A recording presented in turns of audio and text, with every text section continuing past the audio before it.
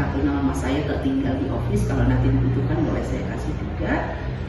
Saya saat ini menjabat sebagai HR MGA Manager, yang mana menjadi tupoksinya saya adalah untuk pengelolaan di bidang SDM dan General Affair. General Affair itu adalah penanganan secara umum seperti hubungan ke masyarakat, ya, hubungan ke instansi-instansi yang ada kaitannya dengan perusahaan, tapi bukan dalam koridor bisnis. Nah, kalau dalam koridor bisnis itu adalah bagian sales and marketing. Nah, jadi ada bagian-bagiannya. Mungkin apakah saya yang berkapasitas untuk menjawab soal-soal yang ada di dalam kalian, atau mungkin akan saya over ke teman saya yang memang pada bidangnya. Jadi kalau pertanyaan kami di sekitar 20 Bu. Jadi aku bilang aja pertanyaan Bu, mana tahu. Jadi yang pertama itu lama berdiri usaha, pendidikan terakhir yang kami wawancarai, alasan memilih usaha ini, lalu proses berdiri usaha dari awal sampai sekarang, kegiatan atau perawatan yang dilakukan, selanjutnya itu ada masalah yang dihadapi, solusi dari masalah yang dihadapi, pengeluaran per hari atau mungkin per bulan atau per tahun, selanjutnya ada pemasukan, keuntungan, refleksi atau sisi positif, harapan ke depan untuk orang yang menilai usaha juga, inspirasi atau motivasi untuk menjadi seorang wirausaha. Nanti itu ada apa yang membedakan usaha ini dengan usaha yang lain, dan apa saran untuk orang yang akan memulai usaha. Selanjutnya ada apa strategi pemasaran yang paling efektif, bagaimana usaha ini tuh mampu berdaya saing di pasar, ataupun bagaimana strategi marketing yang dilakukan. Selanjutnya ada visi ataupun target yang dimiliki dari usaha ini. Oke, jadi kalau saya simpulkan sih garis besarnya itu adalah mendirikan usaha, menjadi seorang wirausaha gitu ya, menjadi seorang entrepreneur. Dan sebenarnya yang lebih berkapasitas untuk mereply, untuk menjawab itu adalah ownernya sendiri, karena dia pemilik usaha ini gitu ya kan. Tapi ini kan perusahaan besar, kemungkinan akan sulit untuk sampai ke situ, atau mau kita representatifkan pun, kita perwakilkan pun, mungkin ada beberapa pertanyaan yang saya bisa respon gitu kan. Namun secara garis besarnya saya katakan lagi, yang lebih berkapasitas adalah seorang pendirinya, pemilik hotel tersebut. Ataupun ini karena kalian coba langsung ke perusahaan besar ya. Jadi kalau tadi kalian coba kayak ke rumah makan gitu kan, itu masih skala kecil, kalian akan ketemu ownernya. Jawaban yang kalian harapkan itu dapat semuanya gitu. Sampai dia, oh modal saya dulu sekian ratus juta, dia bisa jawab. Kalau saya, mana bisa saya jawab modalnya dari mana gitu ya. Nah makanya target perusahaan yang kalian wawancarai ya bagus, artinya kalian termotivasi untuk mengambil perusahaan besar, padahal tidak ditentukan oleh sekolah ya. Kalau ditentukan oleh sekolah harus perusahaan berjenis PT, CV, UD, nggak ada gitu ya.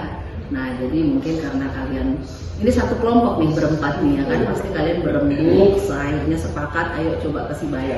Siapa nih yang mengusulkan ini ke Sibaya? Saya. Kami sebenarnya awalnya gimana kalau kita ke kolam gitu, salah satu kolam, terus jadi tertarik, sini itu tertarik untuk ke kolam Sibaya, akhirnya ke yang sana gitu, langsung ke kolamnya, karena satu orang itu. Iya, jadi karena wirausaha konsepnya banyak, yang berwirausaha ini kan banyak, bukan sama kayak orang yang di depan apa sih daerah yang malam-malam pasar kaget itu, mereka termasuk wirausaha juga. Kalau kalian wawancarai mereka langsung ketemu ownernya ya. Jadi mungkin ada beberapa hal yang bisa saya replay, seperti yang kamu tadi tanya tahun pendirian. Ini berdirinya tahun 1991 ya. Pak Gun, tahun berapa Pak? 90 ya. 90 mulai operasional. Kan? Iya, kita ulang tahun 35 kan, nanti bulan 3 kan? Bulan 3 Nah, berarti 2025 kurang 35 tahun berapa? 1990. Iya, hotel ini berdiri mulai beroperasional itu tahun 1990, 11 Maret. Seperti itu. Itu mungkin ada pertanyaan nomor berapa tadi itu ya? Nomor 2 ya. Oke, baru apa lagi ini?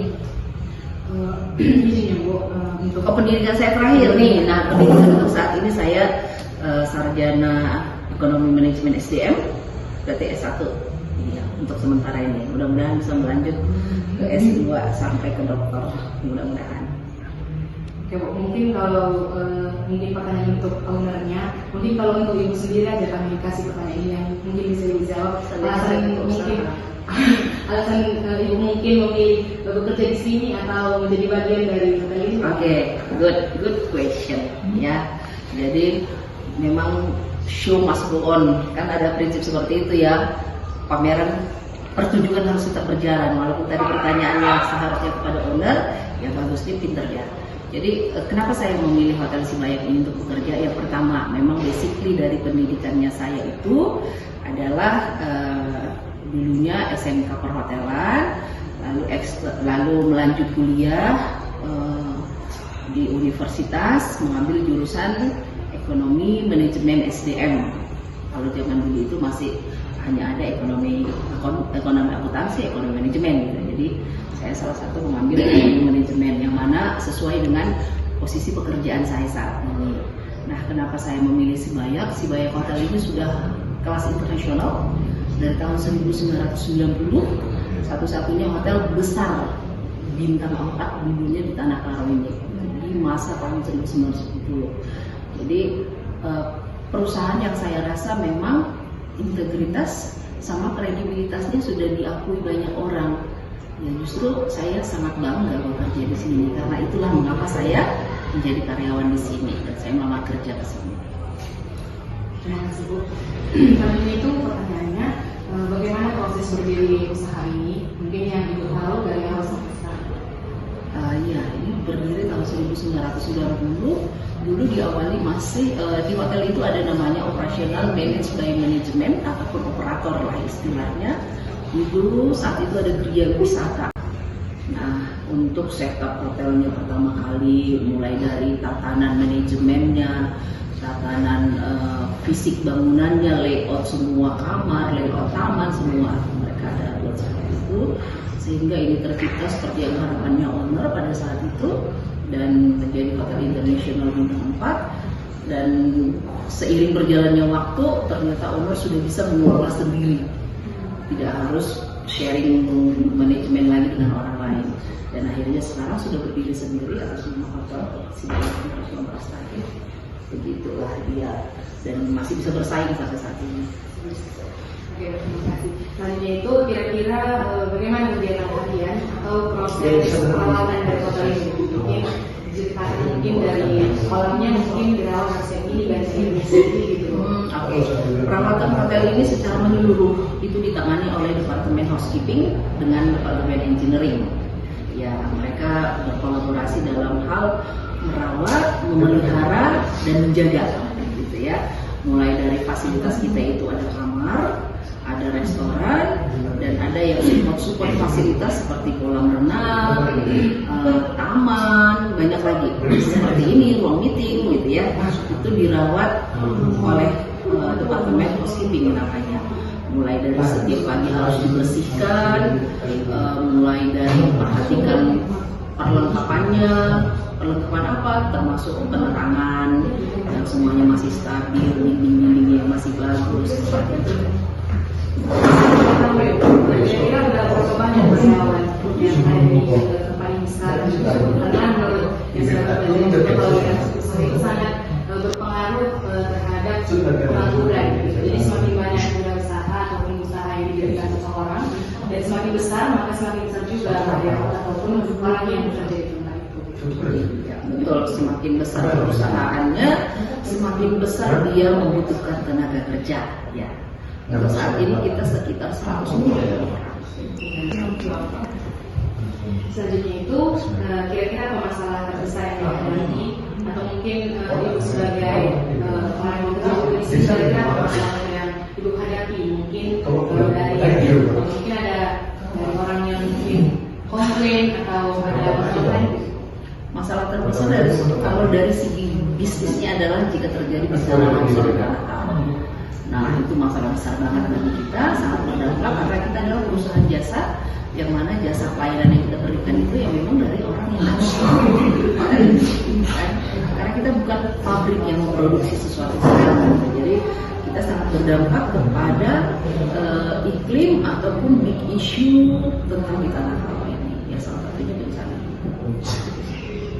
Mohon maaf aku masih kurang lebih kalau misalnya karena ada longsor, mungkin orang yang datang sini itu berkurang atau berkurang. Ya jelas. Transportasi atau Betul.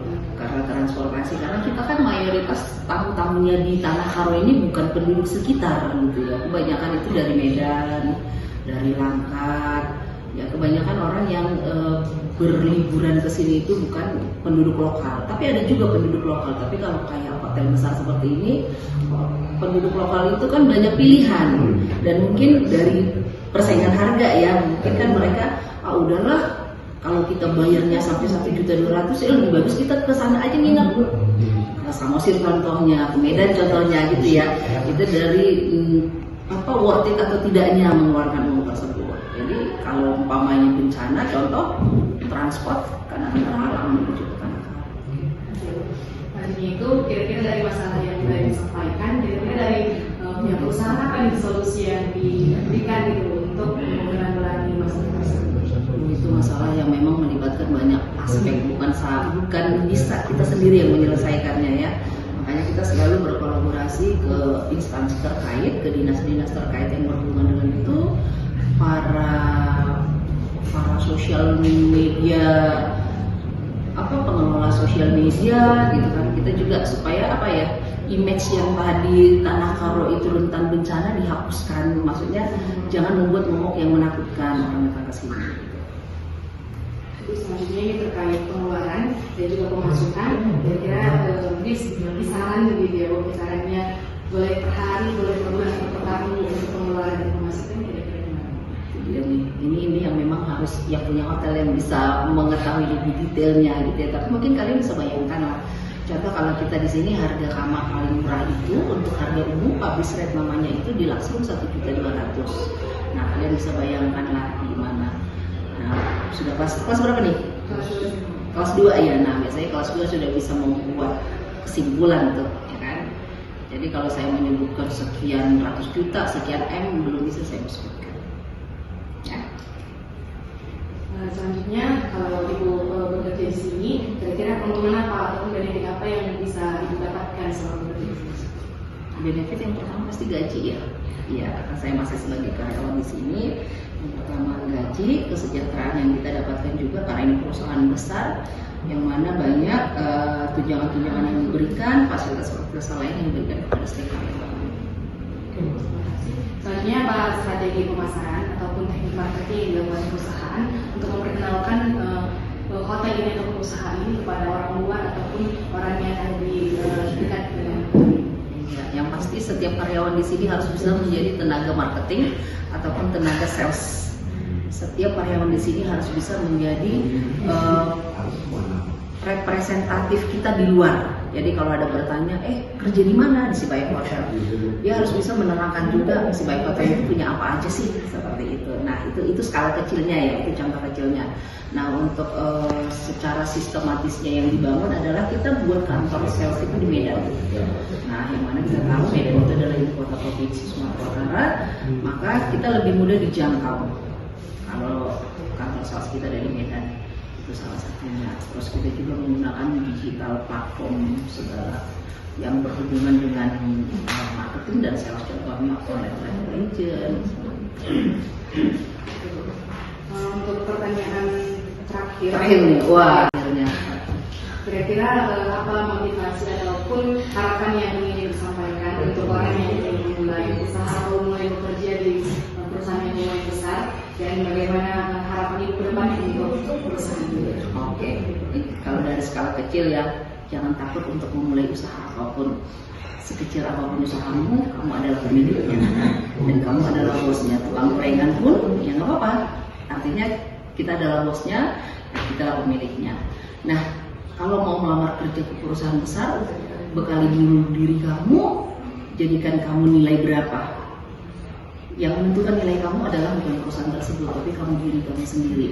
Sehingga kamu sudah menentukan nilai kamu bisa masukkan surat lamaran kerja ke perusahaan kecil, menengah, besar. Nah, dari situ nanti si perusahaan akan melihat beneran nggak nilai dia segini, sesuai nggak, maka ada tahapan interview, wawancara, pertama, kedua, ketiga, sampai akhirnya diterima menjadi karyawan tersebut.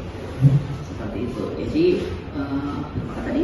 harapannya ya, harapannya untuk perusahaan ini ya tetap bisa bersaing. Ya, paling utama mungkin nanti SMA 1 kalau mau bikin perpisahan apa namanya, biasanya ada yang pentas seni ya. Ada pentas seni, ya udah datang lo ke sini ya, kita kasih harga yang khusus. Itu kalau merenang juga dibuka untuk umum dari jam 10. Mana tahu ada dari sekolah kegiatan olahraga ya, kegiatan olahraga yang mungkin tas setiap hari Rabu contohnya, sekali 2 minggu semua muridnya berenang, itu bisa. Nanti tinggal komunikasi ke bagian sales and marketing kita mengenai harga, pasti ada harga khusus lah. Oke Bu, jadi sekian wawancara kali ini. Wawancara singkat ini cukup menjawab pertanyaan yang diberikan, dan kami mengharapkan kiranya hotel Siwaya ini makin lama makin berkembang dan masih bisa berdaya saing, walaupun sudah banyak juga ya persaingan di hotel-hotel yang ada di tanah Air. Jadi untuk saya yang satu sendiri, di sini teman saya Family Funder, Berita Hati Bersagala dan Mencoreng Dorian. Di sini kami ucapkan terima kasih banyak Bu untuk kesempatan waktunya yang sudah diberikan dan menjawab pertanyaan. Untuk hari ini pun kami